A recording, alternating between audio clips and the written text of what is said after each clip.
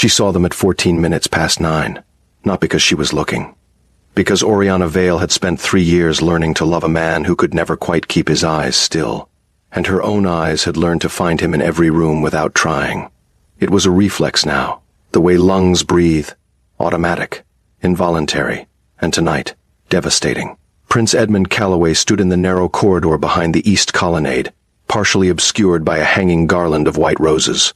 The flowers were meant to be romantic. Oriana had chosen them herself 2 weeks ago, pressing her palms flat against the florist's table and saying, "White roses feel like hope." The florist had smiled. Her mother had smiled. Her best friend Giselle had smiled the brightest of all, linking their arms together and saying, "Only you would think of something so beautiful." Now those same roses framed the sight that broke Oriana in half. Giselle's copper hair was loose at the back, the careful updo she had spent 40 minutes perfecting now slightly undone. Edmund's hand was in it. His other hand was at her waist, pressed flat against the gold silk of a gown that Oriana had helped her choose. "This one makes your eyes look like autumn, Giselle. He'll notice you in this one." And their mouths were not whispering. They were not close. They were kissing with the quiet certainty of people who had done it before, who knew the shape of each other and had stopped pretending otherwise. The champagne glass in Oriana's hand was very cold. She became aware of it suddenly, the way you become aware of pain a moment after the wound. That crystalline pressure against her palm, the stem between her fingers, the fizz still rising through pale gold liquid as though nothing in the world had changed. As though she had not just watched 3 years fold themselves into nothing. The orchestra was playing in the grand ballroom 30 feet away. 200 guests were lifting glasses in her honor. Her father was somewhere near the east entrance looking flushed and proud. The announcement had been printed on ivory cardstock, embossed with the Calloway crest, sent to every noble house in the city 3 weeks ago. His Royal Highness Prince Edmund Calloway and Lady Oriana Vale request the honor of your presence at their engagement celebration. Her engagement, her ball, her best friend's mouth and her future husband's. Oriana did not gasp. She did not drop the glass. She did not make a sound, because she had grown up in rooms where sound was a form of surrender, and she had never been good at surrendering. She simply stood very still in the shadow of the doorway and breathed through it, the way you breathe through something that cannot be undone. Slowly, deliberately, as if the body could be reasoned with. Then she turned and walked away. She moved through the outer corridor with her spine perfectly straight, and her chin level, and her expression arranged into the smooth, pleasant blankness that 7 seasons of royal society had taught her. She smiled at Lady Pemberton Hale, who was emerging from the powder room with her daughter. She inclined her head at old Lord Whitmore, who raised his glass at her with a benevolent chuckle. She walked through the gilded archway, past the footman who opened the door with a bow, and out onto the private east terrace. The November night hit her like an open hand, cold and immediate and honest, which was more than anything inside that ballroom had been. The terrace was deserted. It was meant to be. The evening had been planned with the precision of a military operation, every guest funneled toward the ballroom and the champagne suites, and the long tables draped in white linen. No one was supposed to be out here. The terrace was for the family photographs scheduled at 10:30, when Edmund would stand beside her under the lantern light and everyone would smile and believe in things. Oriana gripped the stone railing. The city spread below her in the dark, thousands of lights scattered like dropped coins, indifferent and glittering. She breathed in cold air. She breathed it out. She told herself she was not going to cry. Not here. Not in this gown. Not when 200 people were 40 feet away expecting her to walk back in and be radiant. "You left your own engagement ball?" The voice came from her left. Deep, unhurried, carrying the particular quality of a man who was accustomed to being heard without raising it. She turned. He was standing in the far corner of the terrace, near the stone pillar where the lantern light thinned and the shadow began. She knew his face. Everyone in the kingdom knew his face, though very few had ever stood close enough to see it clearly. Alaric Voss, the Duke of Ashfern. He was tall in the way that suggested it had never been a choice, broad across the shoulders, with a stillness about him that did not read as peace. It read as something being very deliberately held. He had dark hair and eyes the color of winter water, and he was watching her with an expression she could not immediately categorize. No pity, not curiosity precisely, something more focused than either. "I needed air," she said. "Yes," he said. "I imagine you did." Something in his tone made her look at him more carefully. His gaze had moved briefly toward the corridor she had come from. The east colonnade, the white roses, and then back to her. And she understood, with a lurch, that he had seen it too, or seen enough. She turned back to the railing. "How long have you been out here?" "Long enough. Then you know what—" "Yes, one word. Flat and certain." She pressed her palms harder against the stone. "Are you going to say something kind and useless?" she said carefully. "Or are you going to tell me what people normally do in this situation?" A pause. Then, "People normally go back inside and pretend." "I know." Her voice was steady. She was proud of it. "I was already calculating how long I'd need to wait before I could claim a headache and leave without it becoming a story." "That would take approximately 40 minutes, he said. "Longer if the announcement has already been moved up." She glanced at him. "Has it?" "I heard the master of ceremonies consulting with your father's secretary near the East Hall. They were adjusting the schedule." His voice was measured, giving her information the way a general gives orders, clean, without embellishment. "If they proceed as planned, you have 9 minutes before Edmund is expected at the center of the ballroom to raise a glass with you in front of the room. 9 minutes. Edmund, who is currently in a corridor with his fingers in her best friend's hair. Edmund, who would straighten his jacket and smooth his expression and walk back into that ballroom and stand beside her and smile, and she would stand beside him and smile, and 200 people would applaud, and nothing would be real." She laughed. It came out wrong, too sharp, too bright, like glass snapping. "Don't," Alaric said quietly. She stopped, looked at him. "Don't laugh at it yet," he said. "You haven't felt it properly yet. If you start laughing now, it becomes something you use to survive it, instead of something you actually survive." She stared at him. He was looking at her with that level, unreadable expression, and there was something underneath it. Not warmth exactly, but a kind of precision that felt like respect. As though he was being careful with her, not because she was fragile, but because she wasn't, and he understood the difference. "You're not what people say you are," she said. "What do people say I am?" "Ruthless, cold, unfeeling." "I'm all three," he said. "That doesn't preclude the other thing." She looked at him for a long moment. The orchestra inside had shifted into something slower, the kind of waltz meant to signal that the formal portion of the evening was approaching. 9 minutes, he had said. 8 now, perhaps. "What other thing?" she said. He pushed off the stone pillar and walked toward her, unhurried, the way he seemed to do everything. He stopped a careful distance away and looked at her directly. "Come with me," she blinked. "I beg your pardon. Not forever," he said. "Not a declaration. Just come with me, now, before they notice you're gone." A pause. "Because in approximately 7 minutes, you will be standing under those lights beside a man who was kissing your best friend 14 minutes ago, and every person in that room will be watching your face, and whatever you feel will be visible, and you will spend the rest of the season managing the damage from that one unguarded moment." His eyes were steady on hers. "Or you leave now, while it can still be read as a minor social inconvenience rather than a collapse." She could hear the music shifting. She could hear laughter through the glass doors, the bright particular sound of a ballroom warming itself with champagne and anticipation. She thought about Edmund's hand, the easy pressure of it, the familiarity, the way it had not been tentative. "My coat is inside," she said. "I have one in the carriage." She held his gaze. He did not look away. He had the quality she had noticed from across rooms before, that complete absence of urgency, as though the world arranged itself around his patience rather than the other way. "Why?" she said. "Why what? Why are you doing this? You don't know me. We've exchanged 11 words in 3 years. 12 now," he said. 13. He held her gaze. "Because I have been in a room where I was the last to understand something everyone else had already accepted, and I know what it costs to stay in it, and I know what it costs to leave." Something in the way he said it, not performed, not polished. Just stated, the way you state a fact you have lived in for long enough that the living has left marks. She looked back at the glass doors, the lanterns, the beautiful trap of it. Then she set her champagne glass down on the stone railing, turned and said, "Which way?" He did not smile. But something in his expression shifted, barely, the way a locked door shifts when the bolt draws back. "The north gate," he said. "Don't look back." She didn't.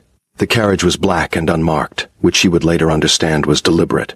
He traveled without crests when he did not wish to be identified.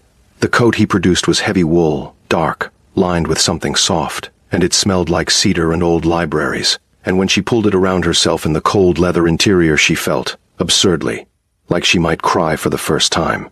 She didn't. She stared out the window at the dark streets and kept her jaw set and her hands folded in her lap, and Alaric Voss sat across from her and said nothing. Not because he had nothing to say, she was beginning to understand that about him, but because he had decided silence was the right thing for this particular moment, and he was the kind of man who did what he had decided. They were 3 streets away before she spoke. "Where are we going?" "Ashford House, my London residence." He met her eyes briefly. "You can leave in the morning if you prefer, or tonight if you need to. I have no conditions." "No conditions," she repeated. "None." He paused. "My housekeeper will prepare rooms. You will be entirely comfortable. The staff is discreet." She looked at him. "You're not afraid of how this looks?" "I'm more afraid of how it would have looked in 7 minutes," he said. That was not the answer she expected. She looked back out the window. "You should know," she said carefully, "that my father will come looking for me." "Yes! He will be furious. He spent 18 months building the alliance with the Calloway house. My marriage to Edmund it was supposed to secure things." She paused. "Financial things, political things. I'm aware of the arrangement. Then you know walking away from it is—" "I know what it costs," he said, in that same quiet, level way. "I also know what staying would have cost." She closed her mouth. He was right, and she hated that he was right, and she was too tired to argue with accurate assessments tonight. Ashford House was nothing like she expected. She had built a picture of it over the years from society descriptions. Cold, grand, airless, the kind of house that announced itself. What she found instead was a house that simply existed, large and serious and very well made, with fires already burning in the hearths and a housekeeper named Mrs. Calloway. The irony of the name was not lost on Oriana, though she said nothing, who showed her to a suite of rooms on the 2nd floor with the quiet competence of someone who had long since stopped being surprised by the Duke's decisions. The rooms were not decorated for guests. They were decorated for use. Bookshelves, a writing desk, a window that looked out over a dark garden. The furniture was good, heavy, and built to last centuries. Everything smelled faintly of beeswax and old wood. She sat on the edge of the bed in her engagement gown and her borrowed coat and looked at the fire for a long time.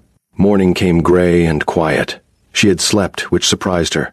3 hours, perhaps 4, the kind of dense, dreamless sleep that comes after the body has been through too much and simply stops. She woke to the sound of rain against the window and the smell of breakfast from somewhere below, and for one suspended moment she did not remember. Then she did. She dressed in the clothes Mrs. Calloway had quietly provided. A simple morning dress, slightly too long, but otherwise well-fitted, the sort of thing kept for guests who arrived unexpectedly, which told her this was not entirely unprecedented.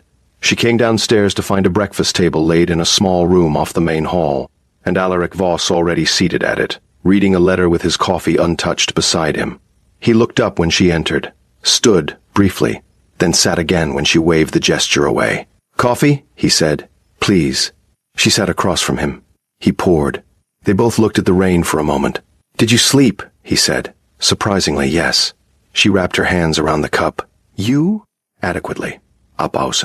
He set the letter down and looked at her with that direct, undecorated attention that she was starting to recognize as simply how he looked at things. "I have one question." She waited. "Did you love him?" She held the cup very still. I looked at the steam rising from it. Thought about 3 years. The first season when Edmund had made her laugh genuinely for the first time at a function she had dreaded. The careful way he had courted her. The particular weight of hope she had carried into last night's ballroom like something precious. She had not yet been brave enough to examine too closely. "I loved the idea of him," she said finally. "I loved who I thought I was when I was with him. I loved the story of it." She paused. "I don't know if that's the same thing." Alaric said nothing for a moment. Then, "No," he said quietly. "It isn't." Something in his voice. She looked at him. He was looking at his coffee now, his expression closed again. But she had learned already to watch for the small moments when it opened, because they were real in a way the closed version wasn't. "You know the difference," she said. "I've had time to learn it," he said, and did not elaborate, and she did not push. Not yet. The letter from her father arrived at 11. It was not a letter so much as a declaration, 4 dense pages of it, delivered by a stone-faced secretary who stood in the entrance hall with the expression of a man who had been shouted at twice this morning already, and was bracing for worse. Oriana read it at the writing desk in her room with the rain still coming down outside. Her father was not a subtle man. The letter made clear that her disappearance had caused significant disruption to the evening. Significant disruption was doing a great deal of work in that sentence, and that Prince Edmund was reportedly both concerned and confused, which Oriana thought was a generous description of a man who had been kissing her best friend in a corridor. It made clear that the alliance was not irrevocably damaged, but was under strain. It made clear that her father expected her home immediately, so that the situation could be managed with discretion. There was a separate, smaller envelope tucked inside the first. Giselle's handwriting on the front. She knew it immediately. The looping G, the way the letters leaned slightly right. All the notes passed in ballrooms and pressed into her hands at parties over 9 years of the friendship she had believed in entirely.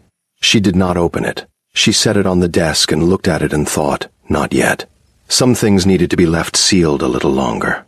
Some things once opened could not be put back. She went downstairs and found Alaric in his study, standing at the window with a second letter in his hand, and she could tell by the set of his shoulders that it was from the palace. "Edmund," she said. "His secretary," Alaric said without turning. "Formally requesting your return, framed as concern for your welfare, a beat. Requesting that I refrain from what was described as unduly influencing Lady Oriana during a moment of emotional fragility." She almost laughed. "That's very diplomatic." "It is." He turned then and looked at her across the room, and she saw something move through his expression that was not entirely readable. A cold precision, the particular quality of a man making calculations that others would not be able to follow. "Your father's letter came an hour ago." "I know. I read it." She paused. "He wants me back." "I know. Are you going to make me go?"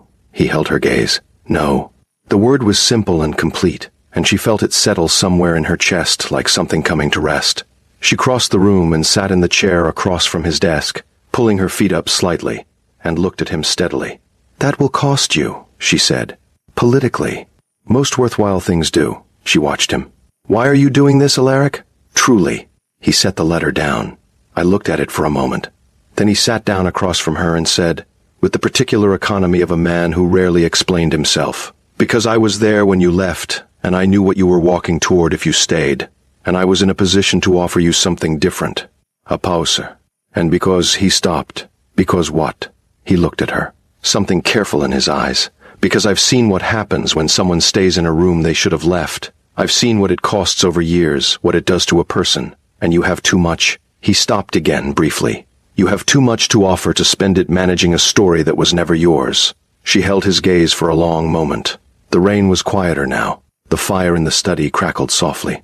She thought about 3 years, about white roses chosen with hope, about a gown she had helped her best friend choose, about the particular sharp silence of standing still in a doorway while everything changed.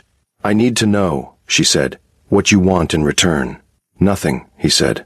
"People always want something. I want you to be honest with me," he said. "That's all I've ever wanted from anyone. I find it very rare." He held her gaze steadily. "If you decide to leave, tell me. If you decide to stay, tell me why. If something I do causes you distress, say so. Honesty, Oriana. That's the only thing I'll ever ask of you." She looked at him for a long time. She thought about honesty, what it cost, what it looked like in a world built almost entirely on careful presentations. She thought about the way this man had said, "Did you love him?" and waited without flinching for her real answer, and had not offered reassurance when she gave it. Just that quiet, "No, it isn't," which was the most respectful thing anyone had said to her in recent memory. "All right," she said. "All right." "What?" "All right, I'll be honest with you." She looked at him steadily. "And I'm staying. For now.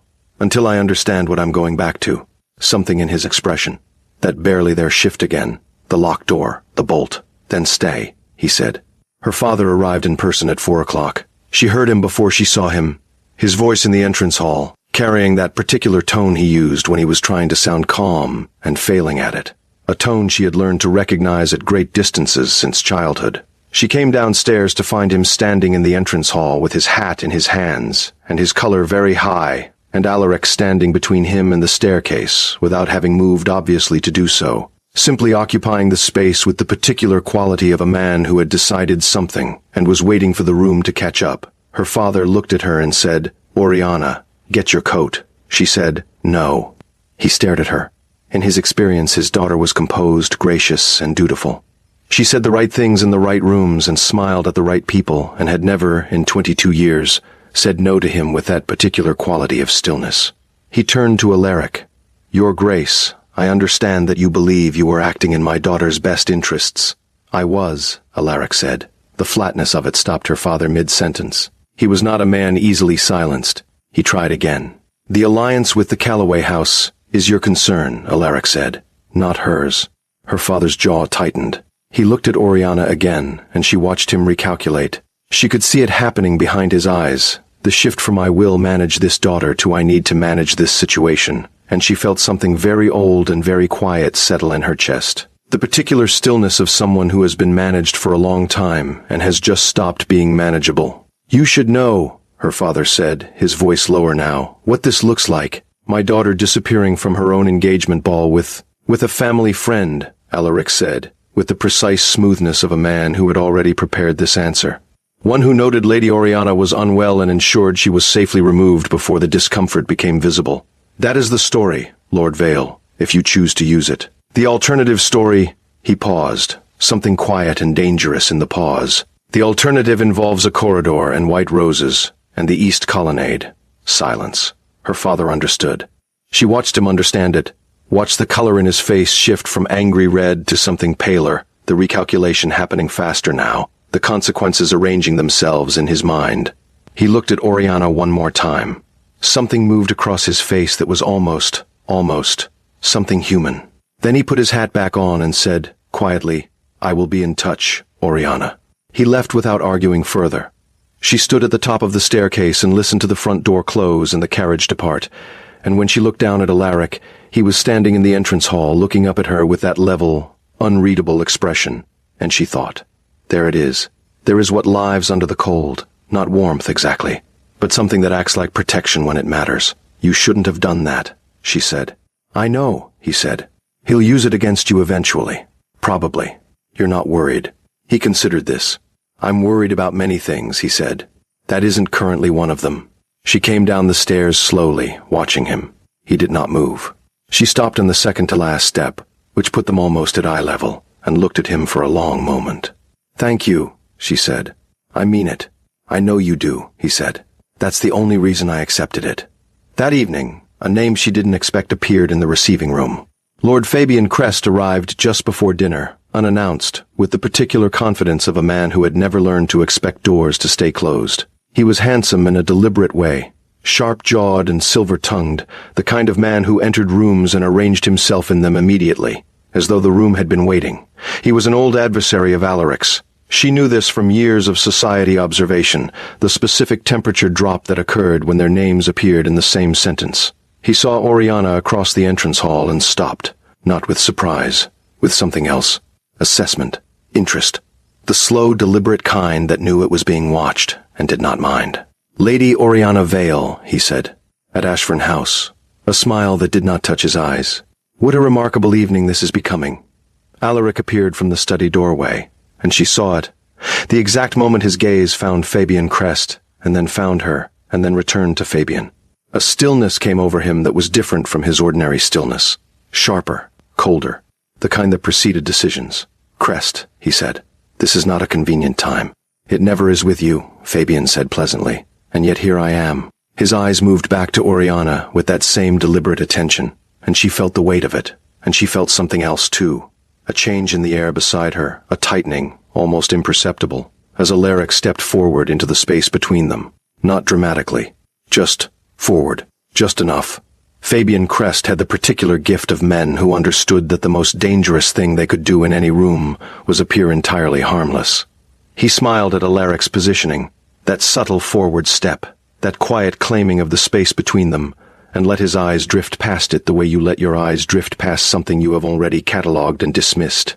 Then he turned the full warmth of his attention back to Oriana and said, I heard about last night, the ball. A pause measured to the exact length of sympathy without vulnerability. A dreadful business. You deserved better. Thank you, she said carefully.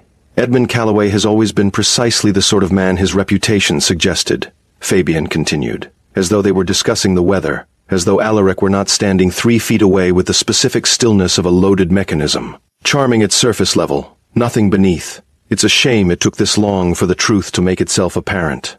Is there something you need, Crest? Alaric's voice was quiet. The quietness of it was worse than the volume would have been. Conversation, Fabian said pleasantly. "A drink, if you're offering. I was in the area." He glanced at Oriana again. "And I confess I wanted to pay my respects to Lady Oriana, given the circumstances." "Your respects have been paid," Alaric said. "Mrs. Calloway will see you out." Fabian looked at him for a long moment. Something passed between the two men that had no words, old and sharp and rooted in a history she did not yet have. Then Fabian smiled again, inclined his head toward Oriana with the particular elegance of a man who wanted her to remember the gesture, and said, "Another time, then. Lady Oriana, it has been a genuine pleasure." He left. The front door closed. Oriana looked at Alaric. He was still facing the door, his expression closed entirely now, the way a house shuts itself against weather. She could see the tension across his shoulders. Not anger, or not only anger. Something more controlled than anger. Something being very deliberately held. "Old enemy?" she said. "Old problem," he said. He turned to face her, and his eyes were careful now, the way they got when he was measuring something. "How much do you know about Fabian Crest? Society reputation. Wealthy, connected, known to involve himself in other people's political arrangements." She paused. "Known to be dangerous in the way that well-dressed men in drawing rooms are dangerous. Indirectly, plausibly, always through someone else. Something in his expression. A flicker of something that was not quite approved but lived near it. That's accurate. Why is he here?" Alaric looked at her for a moment. Then he said, "Because you are here. And because anything connected to me that represents a possible leverage point will eventually attract his interest." She absorbed this. "I'm a leverage point. You're in a situation," he said. "A duke sheltering the disappeared fiancé of a crown prince is a situation that men like Crest find irresistible. Not because of you specifically." He stopped. Something crossed his face briefly. An adjustment. "Not only because of you specifically." She held his gaze. "But partly." He said nothing, which was its own kind of answer. She spent the rest of the evening turning it over in her mind. Not with fear. With the particular alertness of someone who had just realized the board she was playing on was larger than she had understood, and that she needed to understand it properly before she made another move. Dinner was quiet. Alaric read at the table, which she found she did not mind. It was the kind of reading that allowed conversation rather than preventing it, a document rather than a novel, and twice he glanced up to say something that resumed an earlier thread, as though no time had passed. She found herself answering easily, then thinking about the ease of it, then setting that thought aside for later. After dinner she played the piano in the music room, because she needed to do something with her hands and her head, and because the instrument in this house was magnificent, and had the quality of things that had been kept well for years, without ever being performed for. She played badly at first.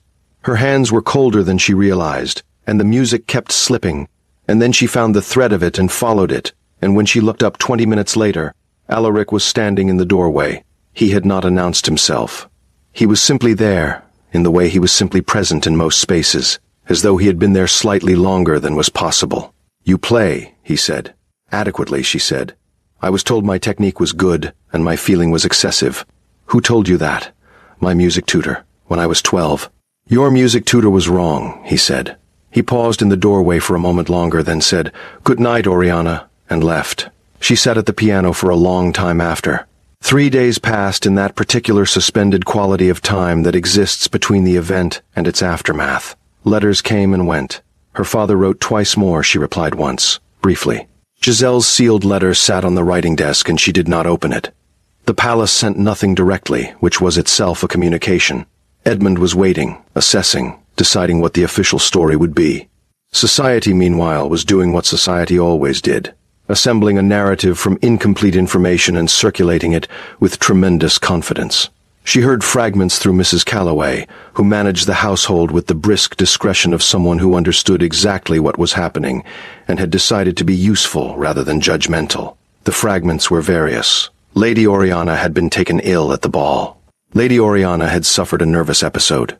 Lady Oriana had discovered something that could not be disclosed. Lady Oriana was being sheltered by the Duke of Ashfern, which meant either something very proper or something very scandalous, and the city had not yet decided which version it preferred. She walked in the garden on the 4th morning and thought about choice, the genuine kind, the kind that is not made under pressure or desperation, but with clear eyes. She was beginning to understand that she had spent a great deal of her life making choices that were really accommodations, arrangements she had accepted as choices because the alternatives had never been made visible to her. Alaric found her near the bare rose bed, her hands in her pockets, her breath making small clouds in the November air. "You look like someone doing mathematics," he said. "I am, essentially." She glanced at him. He had been out already. There was something about the way he carried cold air in with him, some quality of having been in motion. "Walk with me?" He fell into step beside her without hesitation. They moved along the garden path, the gravel quiet under their feet, and for a while neither of them said anything. And the silence was the comfortable kind that she was becoming accustomed to with him. Not absence of connection, but presence of it. The kind that does not need to be filled. "Tell me about her," Oriana said. He did not ask who. She saw the slight pause in his step, the smallest hesitation, and then he continued walking and said, "Who told you?" "No one. You have a look sometimes. When something I say touches something you've carried for a long time." She kept her eyes on the path. "I'm not pushing. You don't have to." He was quiet for 20 steps.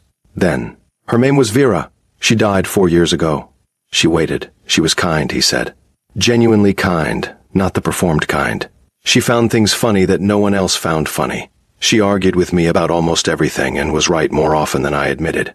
A pause. "She was in an arrangement, her family and mine. She was 20 when we married." "Did you love her?" The same question he had asked Oriana, reversed. She felt the weight of it, the deliberateness of the reflection. "Yes," he said, simply, no qualification. "What happened?" He was quiet again for a long moment. "There was pressure," he said.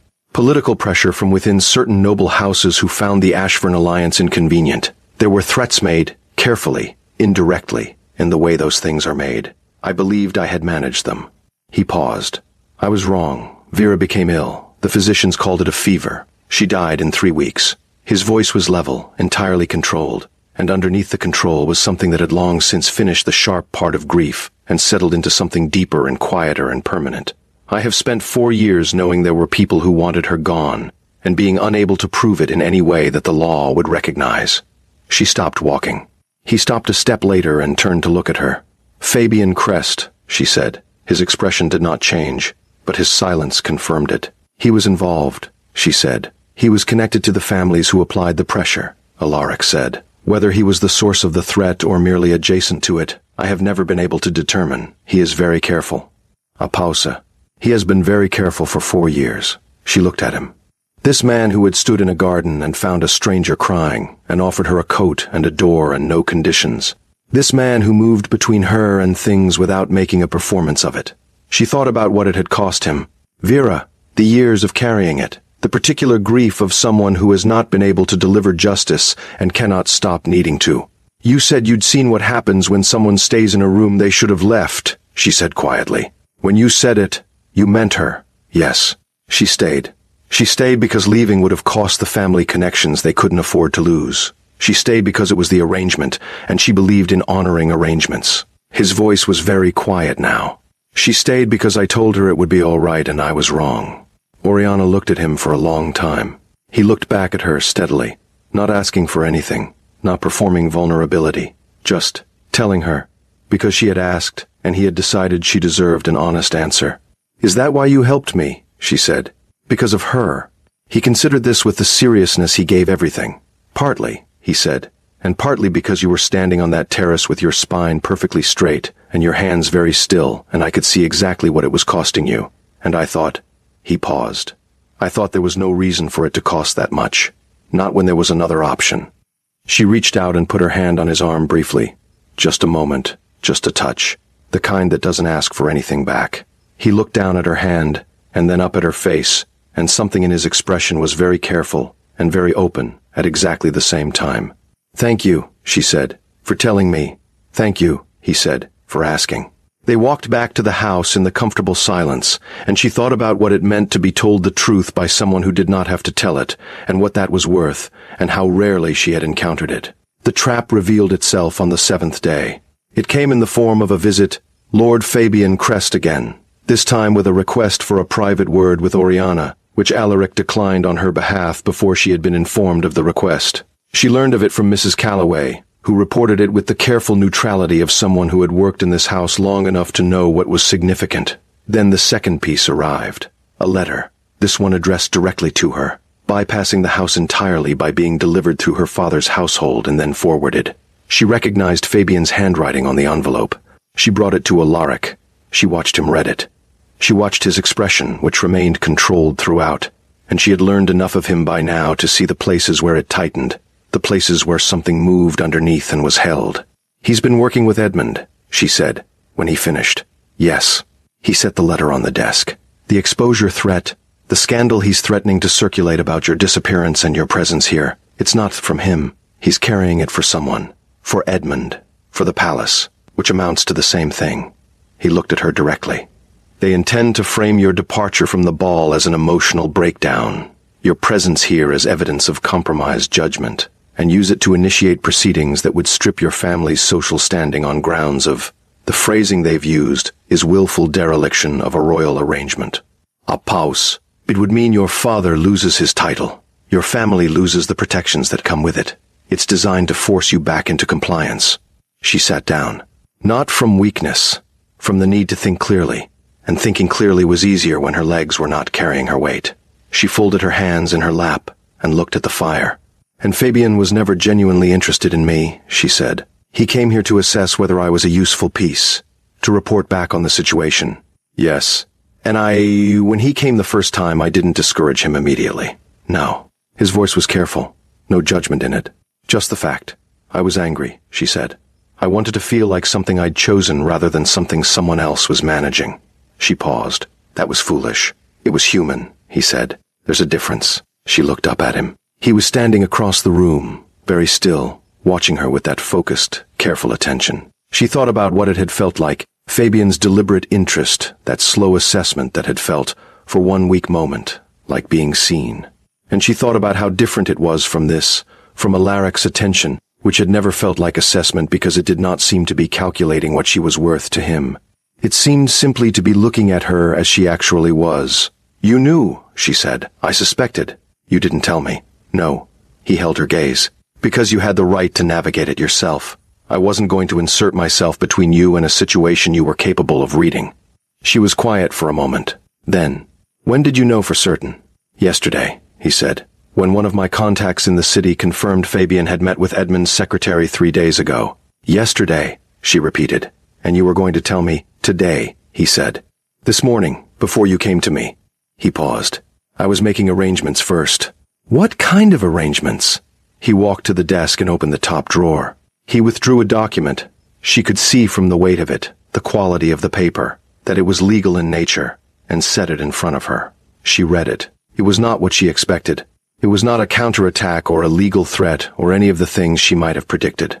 It was a record of transfer, a property, a modest estate in the western counties, placed in her name, unconditionally, with a rider that established a legal income from the estate's holdings sufficient for her independence, regardless of what her father's household experienced. She looked up at him. "This doesn't stop Fabian's threat," she said. "No," he said, "but it means the threat has no teeth. If your family loses their standing, you are already protected. You don't need their title to survive. You don't need Edmund's arrangement. You don't need—" He paused. "You don't need anyone's protection to be safe." She stared at him. "You did this without telling me?" "I did it last night," he said, "because I knew what I was going to tell you this morning, and I wanted the alternative to exist before I told you, so that your decision would be a real one, not one made under pressure." She looked at the document. She looked at the fire. She looked at him. "Why?" she said. "Not why are you doing this?" She had moved past that question. She meant something more specific. Why this way? Why this care? Why this particular attention to making sure the choice is real before the choosing? He looked at her for a long moment, and then he said something she did not expect, not measured, not prepared, just stated, the way he stated the things that were most true. "Because I am not interested in you staying here because you have nowhere else to go. I want you to stay, Oriana, but I want it to be a choice you make with both hands, not one you're backed into." He paused. "The difference matters to me. It matters enormously." She stood up. She crossed the room and stood before him, and she looked up at him. He was taller than her. She had known this, of course, but it was different close, the particular reality of him, this man who was publicly cold and privately so precise about kindness that it took your breath. And she said, "What happens now? With Fabian? With the threat?" "I dismantle it," he said, quietly, completely, through channels he cannot trace back. Something moved in his eyes. "It's what I'm good at. And Edmund." Edmund will find that his ability to apply social pressure through Fabian's network has been significantly reduced within the week. A pause. And that certain information about a corridor and white roses has been placed very carefully in the hands of 2 journalists and 1 senior member of Parliament who has been looking for a reason to question the Callaway alliance for years. She blinked. You already did this. This morning, he said, while you were in the garden. You acted without telling me, she said, and her voice was quiet. Not quite anger, but the edge adjacent to it. Yes. He did not look away. I did. I told you I wanted to navigate things myself. You said you weren't going to insert yourself. I said I wasn't going to insert myself between you and a situation you were capable of reading, he said. You read it correctly. You came to me with the letter. That was your navigation.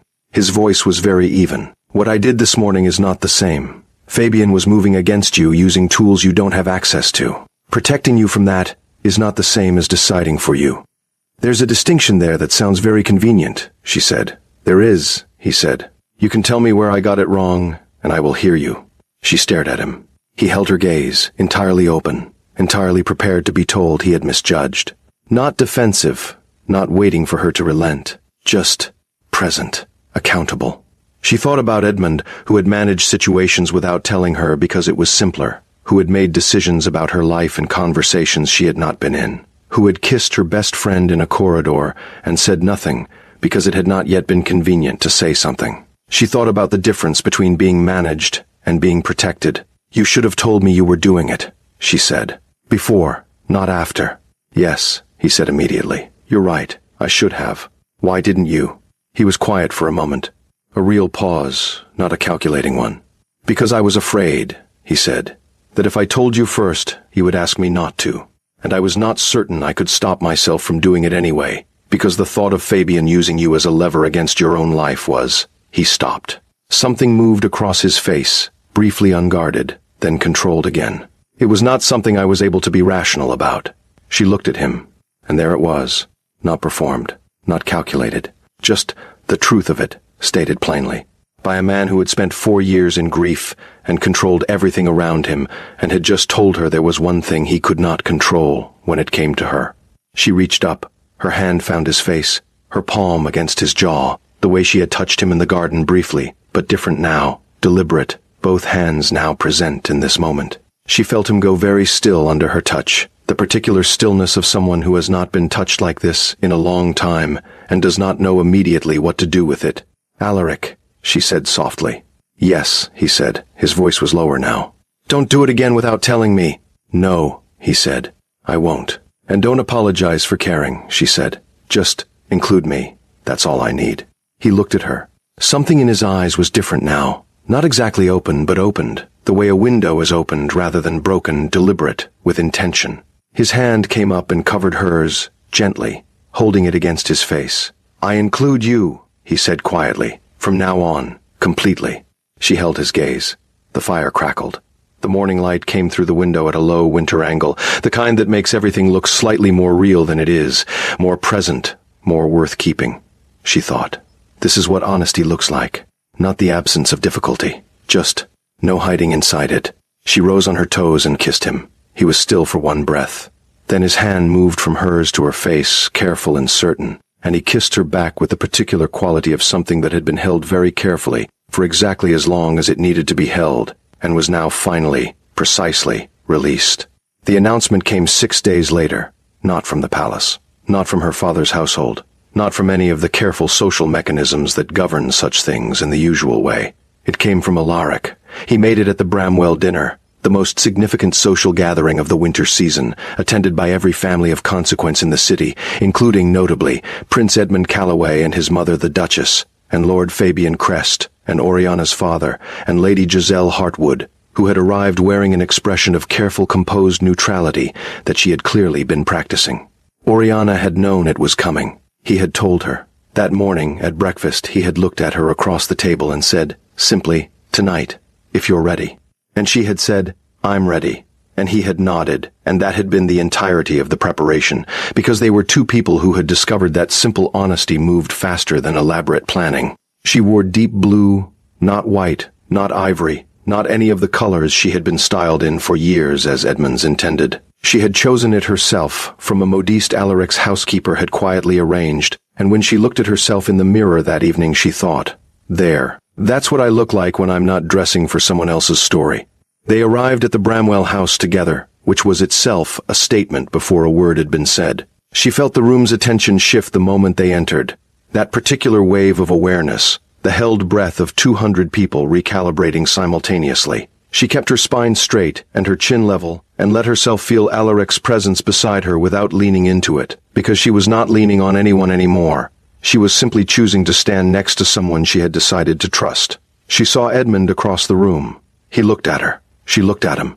She gave him nothing. Not anger, not hurt, not relief, not any of the things he might have expected. Just her face, composed and clear, the face of someone who has moved forward. She saw Giselle. The copper hair, the gold dress, the expression of a woman who has made a calculation and is waiting to learn if it paid off. Oriana looked at her for a moment longer than she looked at Edmund, and she thought about 9 years and white roses and a sealed letter still sitting on a writing desk, and she thought, I will open it eventually, when I'm ready, when it becomes something I face from choice rather than from unfinished business. She turned away. Alaric was speaking with Lord Bramwell near the center of the room when he did it. Quietly, without preamble, in the particular way he did things that mattered. Directly, with his full attention behind it. He said it within earshot of 8 people, including 2 who would have it circulated before dessert. Lady Oriana Vale, he said, has agreed to become the Duchess of Ashfern. Now I am pleased to announce. Not the formal construction. Just the fact of it, stated plainly, with the same quality he brought to all true things. The room held its breath for exactly 2 seconds. Then Lord Bramwell said, Good God, Voss, in a tone of genuine surprise that broke the tension into something almost warm, and the room exhaled, and the wave of reaction spread outward in all directions. She was standing near the east window when it reached Edmund. She did not watch him receive it. She had decided she was not interested in that. She was looking at the garden through the glass. Dark and bare at this time of year, the same as Alaric's garden had been when she walked through it, turning things over in her mind, and she was thinking about what grows back in spring, and how you have to let things be bare first. Alaric found her by the window 20 minutes later. He stood beside her, close enough that she could feel the warmth of him, and looked out at the dark garden with her. Well, she said. Well, he agreed. Your timing is terrible. My timing, he said, is exact. She almost smiled. Lord Fabian left 11 minutes ago. I know. He looked like a man whose entire plan had just been relocated. His plan was relocated, Alaric said. Thoroughly, 3 days ago, as I mentioned. You're very pleased with yourself. I'm very pleased with the outcome, he said carefully. That's different. She turned to look at him. He was watching her with that focused, quiet attention, and she had stopped finding it unreadable some days ago. She could read it now, the way you learn to read a particular light, a particular sky, something you look at enough times that eventually you know what it's telling you. Alaric, she said. Yes, I want to go home now. He looked at her. Something moved in his expression, warm and certain. The fully opened version of the thing she had been watching unlock itself slowly over the past 2 weeks. Which home? He said quietly. She held his gaze. The one with the good piano and the bookshelves and the garden that's going to be beautiful in spring. She paused. The one with the fire in the study and the coffee that's always ready and the man who tells me the truth even when it costs something. He was quiet for a moment. He looked at her with everything visible. No armor, no management. Just Alaric Voss exactly as he was, which was, she had discovered. Remarkable. That home, he said, is yours. She took his arm. They turned from the window together, and she did not look back at the room, at Edmund, at Giselle, at her father standing near the entrance with his complicated expression of a man who has lost the argument and is deciding whether to be gracious about it. She looked forward, at the door, at the cold, clean night waiting beyond it, at the life she had chosen with both hands and clear eyes. The garden at Ashfern came into its own in March. She had known it would. She had walked through it bare in November and December and January, and she had imagined it, not as wishful thinking but as something she was quietly certain of, the way you are certain of things you have decided to be present for. The roses came up first along the south wall. Then the early bulbs, white and yellow, the kind that push through before the last frost is fully finished, the kind that do not wait to be told it is safe. She found Alaric in the garden on the 3rd morning of March, standing very still near the south wall, looking at something. She came to stand beside him. The rose climbing the old stone had 3 new shoots. Small, bright green, so new they were almost translucent in the morning light. She looked at them for a long time. "Vera," she said quietly. "Did she like roses?" "She planted those," he said, "the year we married. A pausa. I kept them. I don't know exactly why. They were something she'd put in the ground and I couldn't." He stopped. "I couldn't take them out." She slipped her hand into his. He held it without hesitation, his fingers warm and certain around hers. "That's not complicated," she said. "That's just love." He looked at her. The morning light was doing something to his face, making it softer, making visible the things that were usually held carefully beneath the surface. She thought about Vera, the woman she would never meet, who had been kind and funny and right about more things than she admitted, who had planted roses on a stone wall and not lived to see them climb. She thought about the space grief leaves, and what grows in it when you let something real. "She would have liked you," Alaric said quietly. "I think I would have liked her," Oriana said. He brought her hand up briefly and pressed his lips to her knuckles. The same gesture, she realized, that she had seen performed dozens of times in ballrooms as social ritual, and which felt here, in this garden, in the morning light, like an entirely different thing. Like a promise that did not need words, because the words had already been used for everything true and important. And this was what came after the words. They stood in the garden until the light shifted, and the city began to wake around them, and the rose shoots moved very slightly in a small wind that came from the south. The letter from Giselle sat unopened on the writing desk for another 3 weeks. Then one evening in late March, Oriana came upstairs and sat at the desk and looked at it for a long time, and she thought about 9 years, and she thought about what honesty costs and what it's worth, and she opened it. It was not what she expected. It was not an apology exactly. It was something more complicated than an apology, and more honest, and more painful. It was a woman writing about a thing she had done, and the reasons she had done it, and the fact that reasons were not the same as justification, and that she was afraid she had destroyed something she had needed more than she understood, until she'd broken it. Oriana read it twice. She sat with it for a long time. She did not write back that night. She folded the letter and set it aside and went downstairs, and Alaric was in the study, reading something by the fire, and he looked up when she entered, and he could see on her face that she had done the thing she'd been building toward, and he said nothing, just moved his papers slightly and poured her a cup of tea and set it on the table beside the other chair. She sat down. She picked up the tea. She looked at the fire. "She's sorry," Oriana said. "Yes," he said. "I don't know yet what to do with that." "You don't have to know yet." She nodded slowly. She said she saw what she wanted and reached for it without asking what it would cost, and she said that's the most honest thing she's ever admitted. A pausa. She said she learned it from watching me leave the ball, that I looked like someone who had finally stopped paying the cost of someone else's choices. Alaric was quiet. She looked at him.